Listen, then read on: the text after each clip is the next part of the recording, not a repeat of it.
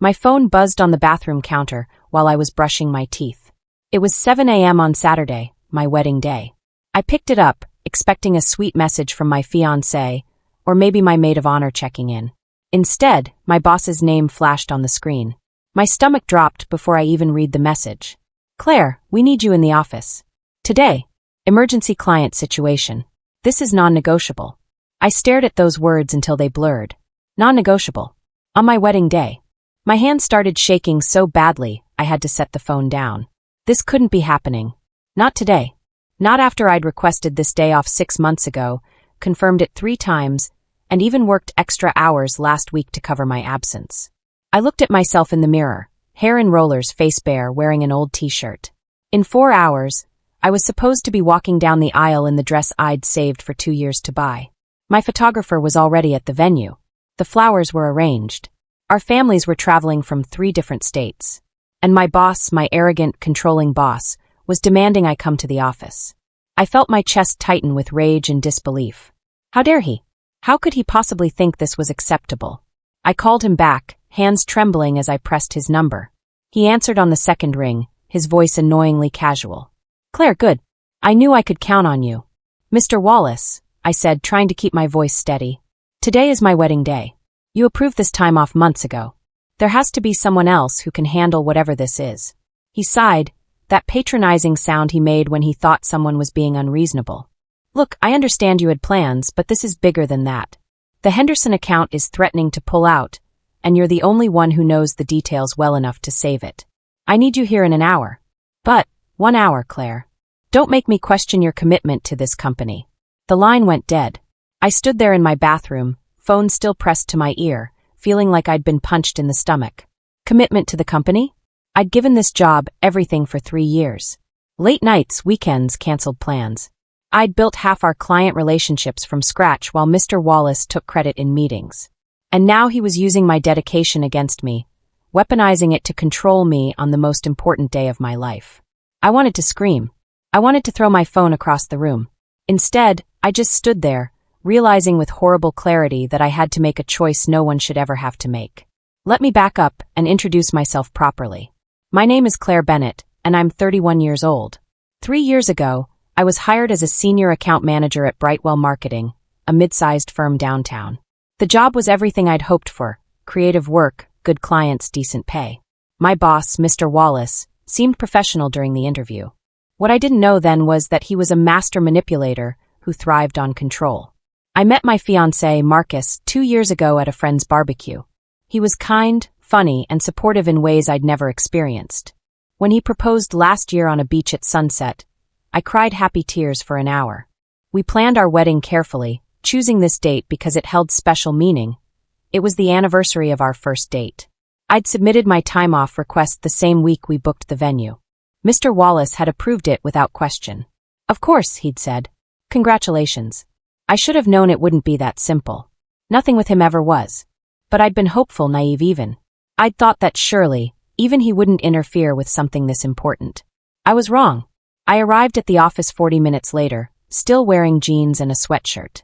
The building was mostly empty on a Saturday, just a few dedicated employees at their desks. I walked to my cubicle feeling like I was moving through water, everything slow and surreal. Mr. Wallace stood near his office, arms crossed, watching me approach.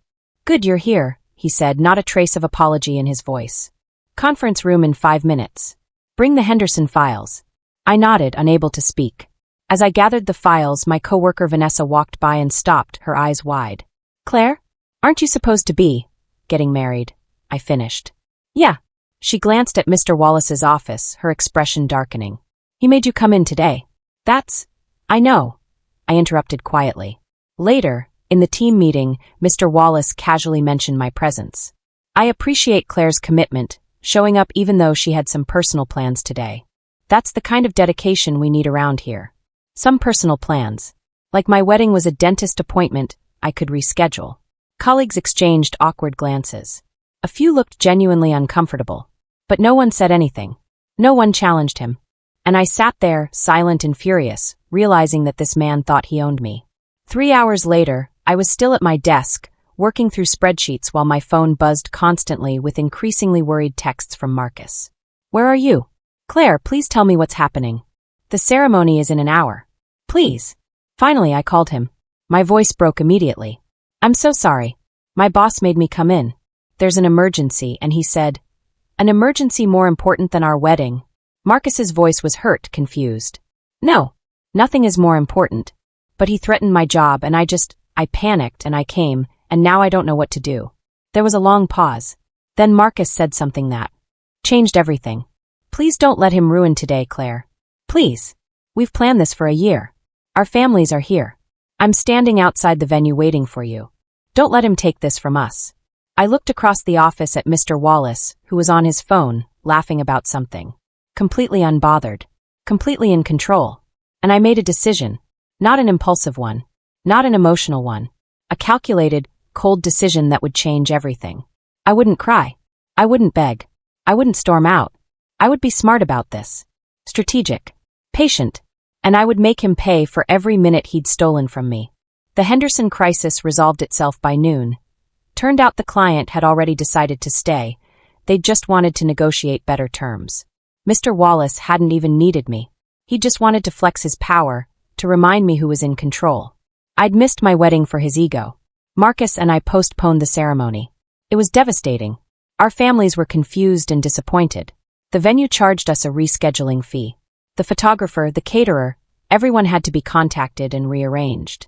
But I held it together. Because while I was rescheduling my wedding, I started watching Mr. Wallace differently. Really watching. I'd spent 3 years with my head down, focused on my work, trying to be the perfect employee. Now I observed him like he was a specimen under a microscope. And what I saw was fascinating.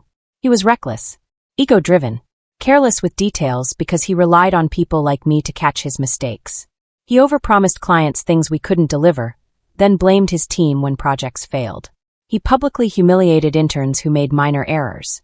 He played favorites, giving prime accounts to employees who flattered him while burying the people who actually did good work. He was a disaster waiting to happen. And I was going to be the one who made it happen. Monday morning, I came to work early. Vanessa was already there, making coffee in the break room. She looked at me with sympathy. Claire, I'm so sorry about Saturday. That was completely wrong. Thank you, I said quietly. She glanced around, then lowered her voice. He's done this kind of thing before, you know. Different situations, but always using his authority to control people. Jessica from accounting? He made her cancel a family reunion to work a project that could have waited. And Kyle from design, Mr. Wallace took credit for his entire campaign pitch. I filed that information away carefully. Why doesn't anyone report him? Vanessa shrugged helplessly. He's been here 12 years. Upper management loves him because he brings in revenue. And anyone who's tried to push back has either been forced out or had their career stalled. He only thinks he's untouchable because so far he has been. She paused, then added softly. But he has skeletons, Claire. Lots of them. You just have to know where to look. I met her eyes. Where would someone start looking? She smiled slightly. His expense reports. His project timelines. The promises he makes to clients versus what actually gets delivered. If someone were documenting those things carefully. She didn't finish the sentence. She didn't need to. I understood perfectly. That week, Mr. Wallace assigned me an impossible task. A complete account restructure for our biggest client, due in 3 days. Normally, that kind of work took 2 weeks minimum. He announced it in a team meeting, his tone casual. Claire can handle it. She's proven she's willing to go the extra mile. It was a test. Another power play. He wanted to see if I'd break, complain, or fail. Instead, I smiled and said, I'll get it done. And I did. I worked late every night, meticulously organizing data, creating presentations, drafting proposals. But I made subtle changes. Small tweaks that made my work look exceptional while highlighting gaps in Mr. Wallace's previous planning. When we presented to the client that Friday, I let him take the lead as usual. But the client kept directing questions to me, clearly impressed by the level of detail and strategy. This is significantly more thorough than past presentations, the client said. Who was responsible for the previous account structure? Mr. Wallace's smile faltered slightly. That would have been a team effort. Well, this is much better. Claire, you've clearly put a lot of thought into understanding our needs. After the meeting, Mr. Wallace pulled me aside. What did you change? Nothing major, I said innocently. Just implemented best practices. His eyes narrowed slightly. He knew something was off, but he couldn't pinpoint what. That was my first small victory. That night, I went to pick up my wedding dress from the boutique. The owner, a sweet woman named Beatrice, brought it out carefully wrapped. "I'm so glad you could reschedule," she said kindly. "That must have been awful. What happened?" I nodded, unable to speak as I looked at the dress. It was beautiful, ivory lace with delicate beading, exactly what I'd dreamed of. But seeing it now just made my chest ache. I'd spent 2 years saving for this dress. I'd tried it on a dozen times, imagining my walk down the aisle, Marcus's face when he saw me. That moment had been stolen from me, turned into an office emergency that wasn't even real. The rage I'd been carefully controlling bubbled up. Not hot and explosive, cold and focused. Mr. Wallace thought he could play games with people's lives. He thought his position gave him the right to control us, to use our dedication as a weapon against us. But he'd made a critical mistake. He'd underestimated me. He'd assumed I was just another obedient employee who would take whatever he dished out because I needed the job. He didn't realize that he'd just turned his most reliable worker into his most dangerous enemy. I started a document that night, a private detailed record. At the top I wrote, "Timeline of concerns." Then I began listing everything. Every instance of poor management, every deadline he'd missed, every time he'd taken credit for someone else's work. I included dates, times, witnesses when possible. I went through my old emails, finding messages where he'd given contradictory instructions or blamed team members for his mistakes. I documented the Saturday wedding incident carefully, his text message, the Henderson account resolution time, the fact that the emergency could have been handled by any senior manager. This wasn't just about revenge. It was about building an airtight case. If I was going to take him down, it needed to be thorough, professional, and undeniable. Tuesday, Mr. Wallace announced a mandatory weekend retreat, a team-building exercise at a resort 2 hours away. "I expect everyone there," he said, looking directly at me. "No exceptions this time." I smiled politely. "I'll be there." Vanessa caught my eye across the conference table. She looked worried, like she thought I was caving. But I wasn't. I was planning. Because sometimes the best way to expose someone isn't to avoid them. It's to watch them closely and let them expose themselves. The weekend retreat was exactly what I'd expected. Expensive, poorly planned, and designed to make Mr. Wallace look important. He'd booked a resort conference room and arranged team-building activities that no one wanted to do. The Henderson account executives were there too, since Mr. Wallace had pitched this as a strategic planning session. But it quickly became clear he hadn't actually prepared anything strategic. On Saturday morning, he fumbled through a presentation about Q4 goals, mixing up numbers and contradicting himself. I watched the Henderson executives exchange glances. When he opened the floor for questions, I raised my hand. "Mr. Wallace, these projected numbers don't match the data from our last quarterly review. Should we be using the updated figures?" He blinked, clearly not having checked. "The numbers are fine, Claire. I have the updated report here," I said, pulling out my laptop. "Would it help to review it?" The Henderson executives leaned forward, interested. Mr. Wallace's jaw tightened. "Sure, why don't you present it?" I did. Calmly, professionally, walking through the correct data and showing realistic projections. By the end, the clients were nodding appreciatively, and Mr. Wallace looked like he'd swallowed something sour. One executive even said, "This is much more aligned with what we discussed last month." "Thank you, Claire." One move at a time, I thought. One small exposure at a time. Back at the office Monday, I started implementing what I privately called helpful corrections. Mr. Wallace would send out spreadsheets or reports with small errors, wrong formulas, outdated information, typos in client names. Usually, I'd fix them quietly before anyone noticed. Now I let them go out. Then, when clients or upper management questioned them, I'd step in with the corrected versions, framing it as catching an oversight. I noticed the numbers were slightly off in the Johnson account report, I'd say in meetings. "I've updated it here." Mr. Wallace couldn't call me out for being too helpful, but I could see his frustration growing. His reputation for precision was eroding, while mine was growing. Colleagues started coming to me to verify information instead of going to him. "Claire, can you double-check these figures?" "Claire, does this timeline look right to you?" He noticed. Of course he noticed. But what could he say? That his employee was too competent? That I was making him look bad by being good at my job? Meanwhile, I kept documenting. Every mistake he made, every time he snapped at an employee, every instance of poor judgment.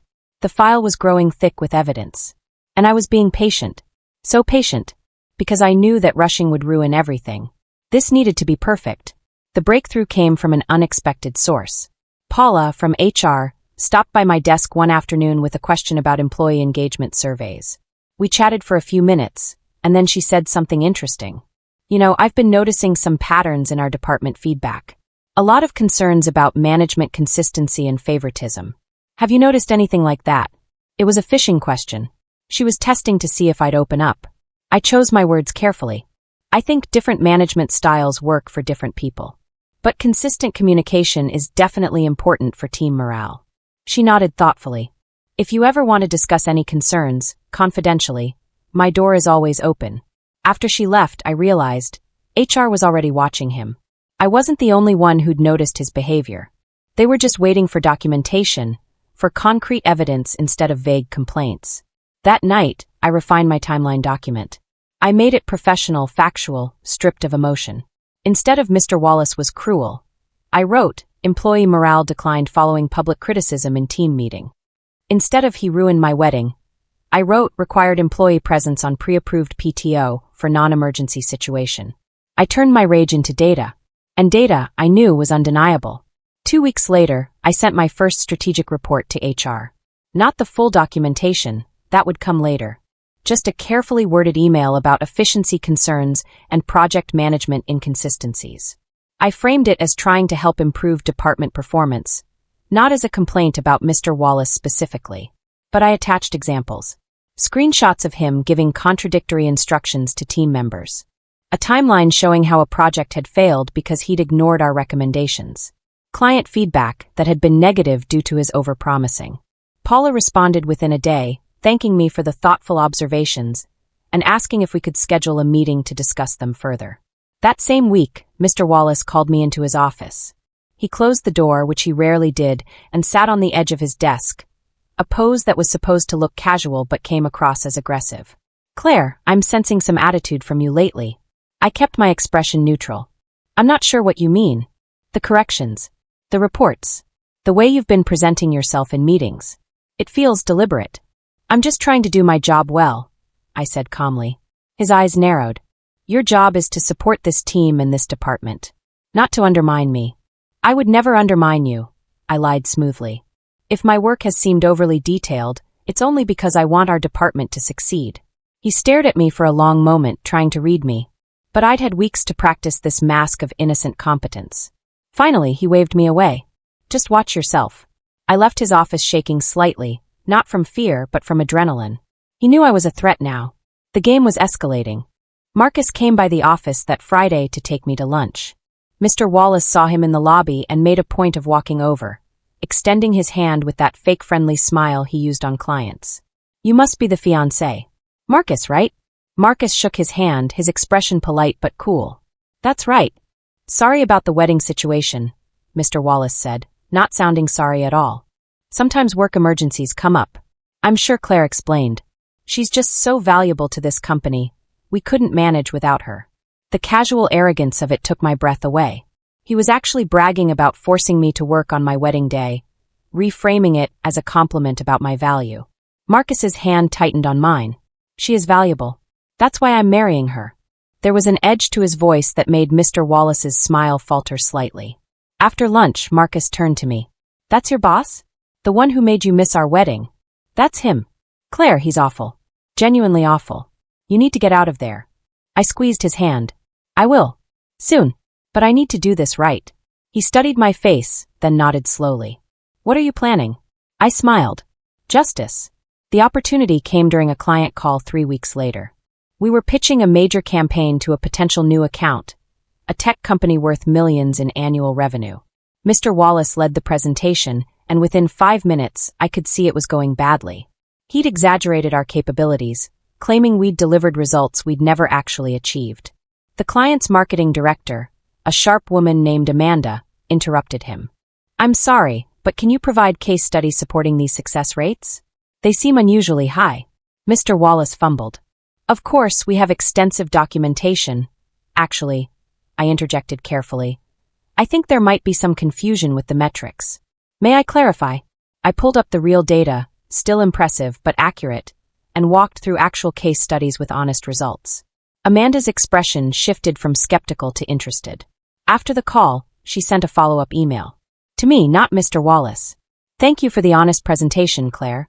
We'll be in touch. Mr. Wallace was furious. You made me look incompetent. I made us look honest, I corrected. She was about to walk away because the numbers didn't add up. Would you rather have lost the account entirely? He had no answer to that. But later that day, I overheard him on the phone with his boss, spinning the story. The pitch went well, but I had to do some damage control after one of my team members got the figures wrong. I smiled to myself. Let him think he'd salvaged it. Meanwhile, I'd forwarded Amanda's email to Paula in HR, along with a note about accuracy in client communications. Another piece of evidence. Another nail in his coffin. The monthly company-wide meeting happened on a Tuesday. The entire staff gathered in the main conference room, about 60 people, while the executives presented quarterly results and upcoming initiatives. Mr. Wallace gave his usual department update, painting a rosy picture of our team's performance. When he opened the floor for questions, I raised my hand. My heart pounded, but my voice stayed steady. I have a question about accountability structures. When project outcomes don't match initial projections, what's our process for evaluating what went wrong and how to improve? It was a perfectly reasonable question, but the way I'd phrased it implied there had been problems with outcomes and projections. The room went quiet. Mr. Wallace's smile tightened. We have standard review processes. Could you elaborate on those? I pressed gently. I think it would be helpful for the team to understand how we're measuring success and addressing gaps. Several people nodded. He stammered through a vague answer about ongoing evaluation and continuous improvement, but everyone could see he was uncomfortable. After the meeting, colleagues whispered. I heard fragments of conversations. She really put him on the spot. About time someone asked those questions. Vanessa caught my eye and gave me a tiny smile. The shift was beginning. People were starting to see the cracks in Mr. Wallace's authority. I discovered the falsified report by accident. I was looking for an old client file when I stumbled across a document in the shared drive. A quarterly performance review from 8 months ago. I'd worked on the original version, so I recognized it immediately. But this version had been altered. Numbers had been changed to hide a major budget overrun on the Peterson account. That project had gone significantly over budget because Mr. Wallace had approved expensive additions without client approval. When Peterson had refused to pay for them, we'd eaten the cost. But according to this altered report, the project had come in under budget. Someone had changed the figures to hide the loss. And the document metadata showed that Mr. Wallace had been the last person to edit it. I sat at my desk, staring at the screen, my hands shaking. This was it. This wasn't just poor management or favoritism. This was fraud. Falsifying financial documents to hide his mistakes. If this went to upper management, to the board, he wouldn't just be demoted. He could be fired. Possibly even face legal consequences. I made 3 copies of the original and altered reports. Saved them in different locations. Backed them up to my personal email. Because this was the weapon I'd been looking for. But I couldn't use it yet. Not until the moment was perfect. Not until I'd built enough credibility that when I presented this evidence, it would be undeniable. The allies came slowly, then all at once. It started with Vanessa, who began deliberately including me in conversations with other colleagues who'd been hurt by Mr. Wallace's management.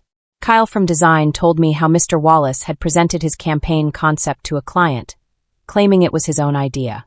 I was in the room, Kyle said bitterly. He literally didn't acknowledge me once. 3 months of work, and he took all the credit. An intern named Priya confided that Mr. Wallace had yelled at her in front of clients for a mistake he'd actually made. I was mortified, and when I tried to explain, he cut me off and told me to accept responsibility. More stories emerged. A pattern of cruelty, manipulation, and credit stealing that went back years. These people had been silent because they felt powerless. But watching me push back carefully, strategically, gave them courage. What are you planning to do? Kyle asked during a quiet lunch. I looked around the table, Vanessa, Kyle, Priya, and 2 others who'd joined us.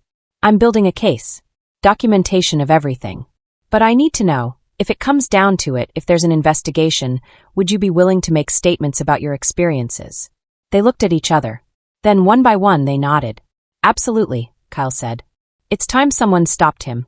That weekend, Marcus and I finalized our rescheduled wedding plans. We'd moved everything to a date 6 weeks away. As we sat on our couch reviewing the photographer's schedule, Marcus said, "You're different lately." "Different how?" "Calmer. More focused. You seemed so devastated after what happened, and now you're—" He searched for the word. "Determined." I offered. "Yes. What's going on at work?" I told him everything. The documentation, the allies, the falsified report. His eyes widened. "Claire, that's incredible. But also, are you sure you want to do this? What if it backfires?" "It won't," I said. "I've been too careful. Every step has been calculated." He pulled me close. "I'm proud of you.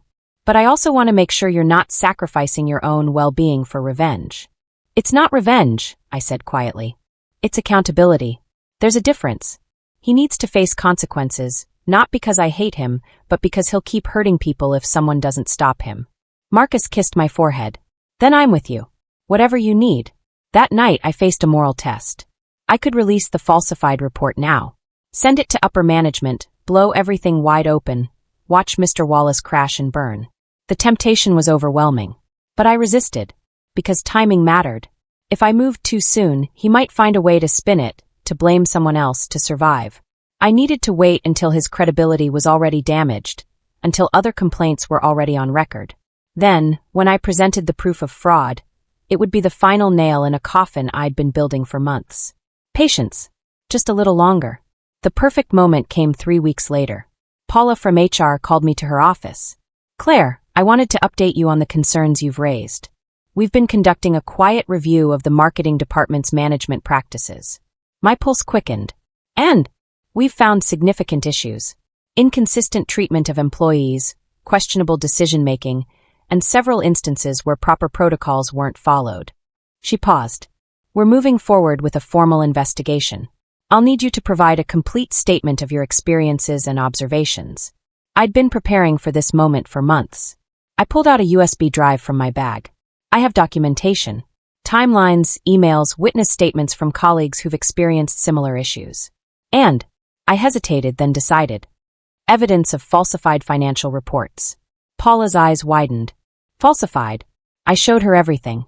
The original Peterson account report, the altered version, the metadata proving when and by whom it had been changed. Her expression shifted from surprise to something harder. "This is serious. This goes beyond management issues into potential fraud." "I know," I said. "That's why I've been so careful with the documentation. I wanted to make sure everything was thorough and accurate before bringing it forward." She nodded slowly. "You've done impressive work here, Claire. Most people wouldn't have the patience or strategic thinking to build a case this comprehensive." I allowed myself a small smile. Some battles require intelligence, not just anger. The investigation moved quickly once Paula had my documentation. Mr. Wallace was called into a meeting with HR and 2 executives the following Monday. I knew because I watched him walk past my desk, his face tight with anger and confusion.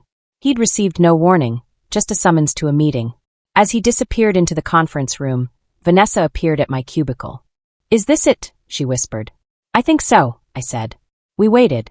The meeting lasted over 2 hours. When the door finally opened, Mr. Wallace emerged looking pale and shaken. Paula and the executives were stone-faced, professional. Mr. Wallace tried to catch my eye as he walked past, but I looked down at my computer, pretending to be absorbed in work. That afternoon, Paula called me back. He denied everything at first. Claimed the altered report was a clerical error, that the management complaints were from disgruntled employees he'd had to discipline. "But," I asked. But when we showed him the evidence, the timeline of alterations, the pattern of complaints, the witness statements, he started scrambling. Tried to blame his assistant, then claimed he was under stress. She shook her head. "It didn't work. The documentation is too thorough. He dug his own grave. You just provided the shovel. What happens now? That's up to the executives. But between you and me, his career here is over." The announcement came 2 days later. A company-wide email from the CEO. "Effective immediately, management changes are being implemented in the marketing department. We're committed to fostering a respectful, professional environment for all employees." They didn't name Mr. Wallace specifically, but everyone knew. By noon, word had spread that he'd been demoted to a junior position. No direct reports, no client contact, essentially a desk job with no real authority. His office was cleaned out by the end of the day. I watched from my cubicle as he carried boxes to his car, his face red with humiliation. Colleagues whispered in the break room. "Did you hear what he did? Apparently there's proof he falsified reports." I always knew something was off about him.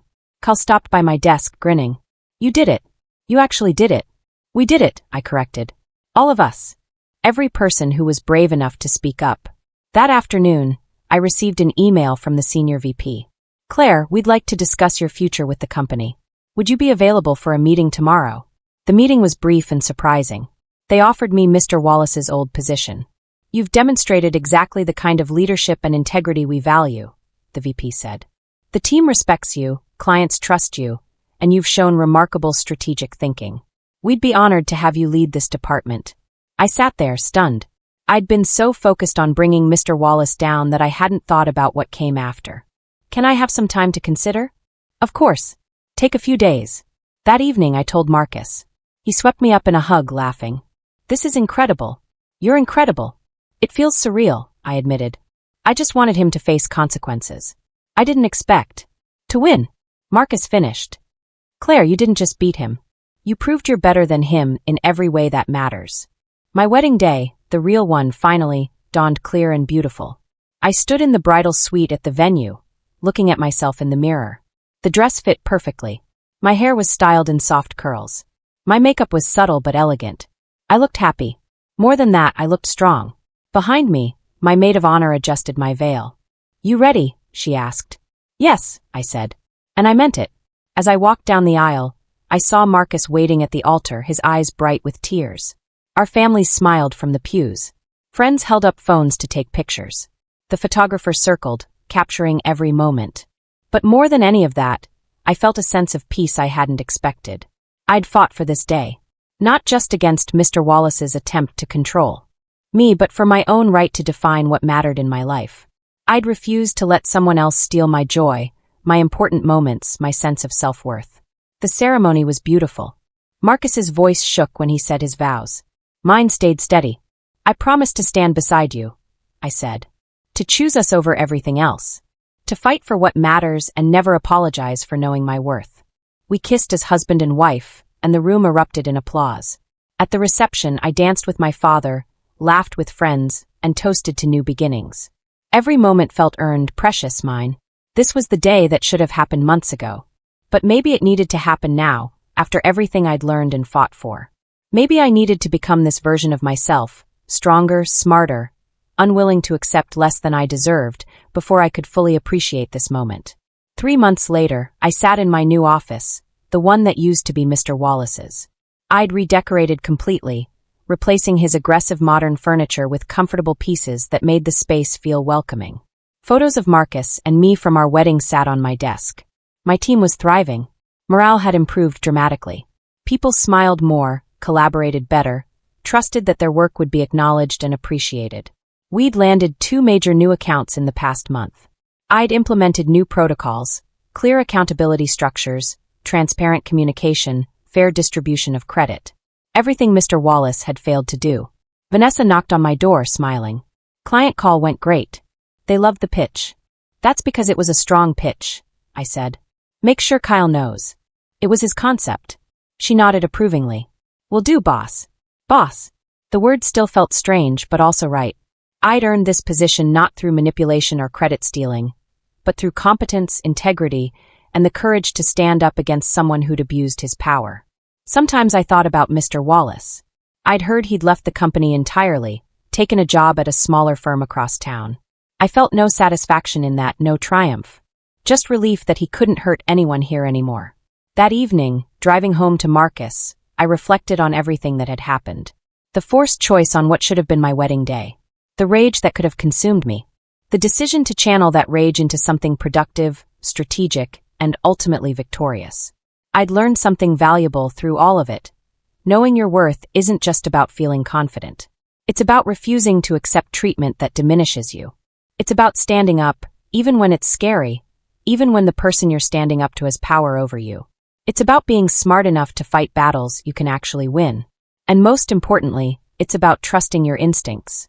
That day in the bathroom when I'd first read Mr. Wallace's text, some part of me had known this wasn't right, wasn't acceptable. I could have ignored that instinct, convince myself this was just how work was, that sacrificing my wedding day proved my dedication. But I'd listened to that inner voice instead. I'd honored it. And it had led me here, to a life where I set the boundaries, where I led with integrity, where my most important moments belonged to me and no one else. I pulled into our driveway and saw Marcus through the window, cooking dinner in our kitchen. My husband, my partner, the person who'd stood by me through all of it. I walked inside, and he turned with a smile. "How was work?" "Good," I said, wrapping my arms around him. "Really good." And it was. Because I'd fought for it. Because I'd refused to let someone else dictate my life's terms. Because I'd learned that the best revenge isn't cruelty. It's becoming so successful, so strong, so unshakable that the person who tried to break you becomes irrelevant. That night, lying in bed beside Marcus, I thought about the person I'd been 6 months ago. Scared, controlled, willing to sacrifice what mattered most because I didn't believe I had another choice. And I thought about who I'd become. Someone who knew her worth. Someone who fought smart, not just hard. Someone who built rather than destroyed, who sought accountability rather than revenge. Mr. Wallace had tried to steal my wedding day. Instead, he'd given me something more valuable, the proof that I was stronger than I'd ever imagined. That I could take the worst moment of my professional life and transform it into a catalyst for change. That I didn't need to shrink or submit or accept poor treatment just because someone had authority over me. I could fight back. I could win. And I could do it with my integrity intact. That was the real victory. Not his demotion or my promotion, though those mattered. The real victory was knowing that I'd stood up for myself and everyone else he'd hurt.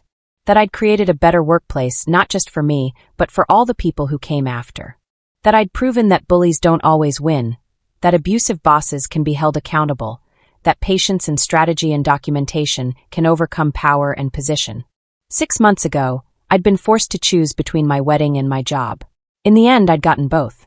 But more than that, I'd gotten myself back, stronger, wiser, and absolutely certain that I would never again let anyone make me feel powerless. That certainty, that unshakable sense of self-worth, was worth more than any wedding, any job, any victory. Because it was mine, earned through fire, tested by adversity, and proven through the hardest fight of my life. And no one could ever take it away from me.